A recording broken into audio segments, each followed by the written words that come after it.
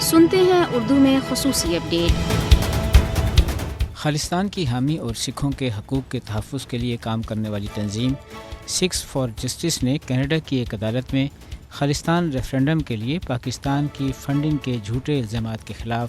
حتیٰ عزت کے ایک مقدمے کا پہلا مرحلہ جیت لیا ہے۔ کینیڈین براڈ کاسٹنگ کارپوریشن سے وابستہ صحافی ٹیری ملوسکی نے گزشتہ سال ستمبر میں خالصتان پاکستان کا ایک پروجیکٹ کے عنوان سے ایک متنازع رپورٹ شائع کی تھی، جس میں الزام لگایا گیا تھا کہ سکھس فار جسٹس اور اس کی خالصتان کی آزادی کے حوالے سے مہم کی پاکستان پشت پناہی اور فنڈنگ کر رہا ہے۔ صحافی ٹیری ملوسکی نے یہ دعویٰ کیا تھا کہ سکھس فار جسٹس اصل میں سکھوں کی نمائندہ تنظیم نہیں بلکہ یہ پاکستان کے لیے کام کر رہی ہے، لیکن ٹیری ملوسکی جج کے سامنے اعتراف کرنے پر مجبور ہو گئے کہ ان کے پاس پاکستان کی طرف سے خالصتانی نواز گروپ کی پشت پناہی اور فنڈنگ کے کوئی شواہد موجود نہیں۔ یاد رہے کہ بھارتی میڈیا اور اس کے بیرون ملک سفارتی مشنوں نے رپورٹ خالصتان پاکستان کا ایک پروجیکٹ کی بڑے پیمانے پر تشہیر کی تھی اور اسے خالصتان تحریک اور پاکستان کو عالمی سطح پر بدنام کرنے کے لیے استعمال کیا تھا۔ حالات اور واقعات سے یہ بات ثابت ہوتی ہے کہ ملوسکی نے یہ رپورٹ بھارتی ایما پر مرتب کی تھی اور